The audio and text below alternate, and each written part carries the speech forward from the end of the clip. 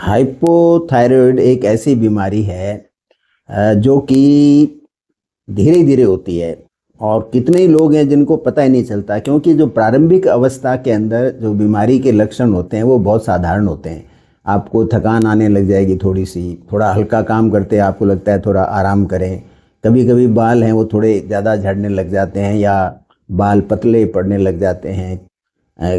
अक्सर कब्ज रहने लग जाती है और इसके अलावा आपको लगता है कि आपके चेहरे पे हल्का सा कोई पीलापन सा है या मामूली सी खून की कमी है। तो बड़े ऐसे सिम्टम हैं जो किसी भी बीमारी में हो सकते हैं और किसी भी लाइफस्टाइल से हो सकते हैं।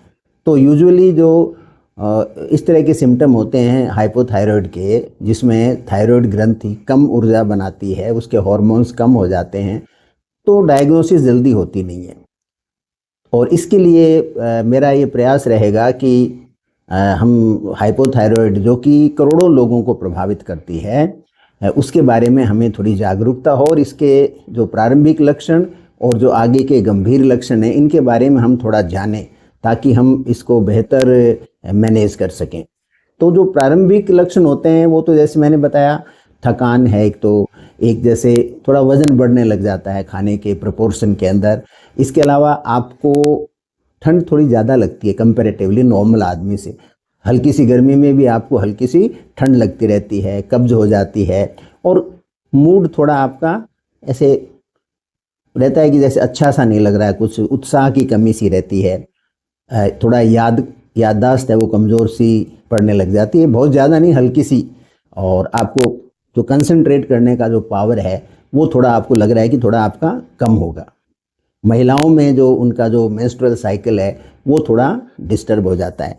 अब ये सामान्य लक्षण हैं, बहुत सारी बीमारियों में होते हैं और बहुत सारे भोजन और खाद्य पदार्थों की कमी से भी होते हैं, इसलिए इसकी तरफ कोई ज़्यादा ध्यान नहीं दिया जाता है, लेकिन ध्यान दिया जाना चाहिए। यदि ऐसे लक्षण आपके शरीर में मौजूद हैं तो आपको अपने डॉक्टर से राय लेकर के और एक TSH और T4 दो हार्मोन्स होते हैं उनकी आपको जांच करानी चाहिए। यदि इलाज नहीं लिया जाए तो क्या हो? तो इलाज नहीं लेना थायराइड में कोई एक अच्छा निर्णय नहीं है, क्योंकि इसके जो आगे के सिम्टम होते हैं वो ख़राब होते हैं। आगे चल के क्या होता है, इलाज नहीं लेने पर भयंकर थकान आती है, मतलब आपसे कुछ भी काम नहीं होता, थोड़ा सा भी काम नहीं हो पाता और इतनी कमज़ोरी होती है कि वो चलना भी मुश्किल है। 20-30 कदम चलते ही आपको लगता है मेरे तो पाँव हैं वो जवाब दे रहे हैं। इसके अलावा फेस है वो पफी हो जाता है, फुलावट सी आ जाती है आपकी अंगुलियों में, हाथ में, पैरों के अंदर, सब जगह आपको फुलावट महसूस होने लग जाती है।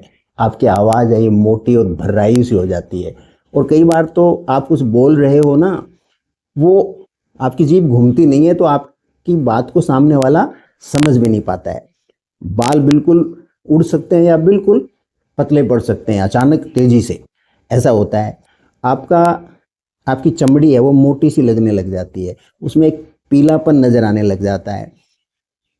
कई लोग बहुत डीप डिप्रेशन में चले जाते हैं और चीज़ों में उनका प्रैक्टिकली पूरे मतलब ज़िंदगी में उनका कोई इंटरेस्ट नहीं रहता है, वो बिल्कुल ऐसे अनमने से रहने लग जाते हैं।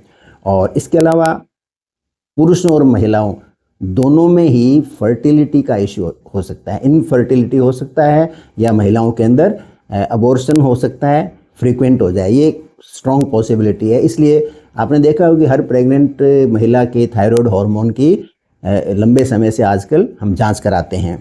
और आगे चल कर के यदि केस बहुत सीरियस हो जाए तो सीरियस होने में क्या है कि आपके हाथ पाँव में बहुत दर्द रहने लग जाता है, जोड़ों में दर्द रहने लग जाता है। फिर एक क्रिटिकल कंडीशन है, उसको कहते हैं मिक्सडीमा, वो एक स्पेशल डॉक्टर डायग्नोज करेंगे।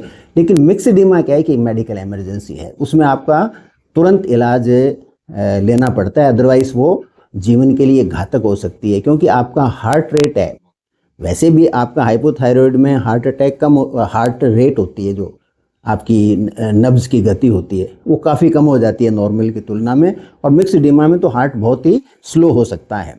तो ऐसे के अंदर आपको डॉक्टर्स की राय लेनी चाहिए, अपने जो भी कंसर्न डॉक्टर हैं उनकी राय लेनी चाहिए। जहाँ तक इसके इलाज का सवाल है तो इलाज बहुत आसान है, एक गोली खानी होती है सुबह खाली पेट, वो हार्मोन है। यहाँ पर ये फिर आपको ध्यान रखना है कि उसमें कोई कहे मैं आयुर्वेदिक दवा ले रहा हूँ या कि मैं होम्योपैथिक ले रहा हूँ या कोई लाइफस्टाइल से मॉडिफाई करेंगे। देखिए, आपको पानी चाहिए तो पानी लेना पड़ेगा, आपको अपने घर से पानी नहीं मिला तो आपको बाहर से पानी लाना पड़ेगा। पानी की कोई दवा नहीं होती है। तो जो दवा आप सुबह लेते हो वो बेसिकली दवा नहीं है।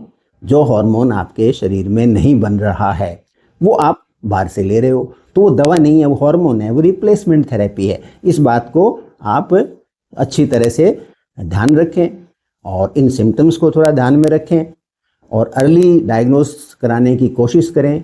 जितना अर्ली आपका डायग्नोसिस होगा उतना ही आपके शरीर पर जो नकारात्मक प्रभाव आते हैं वो सब दूर हो जाएंगे, क्योंकि थायराइड है वो आपकी ज़िंदगी की क्वालिटी को बहुत ख़राब कर देता है।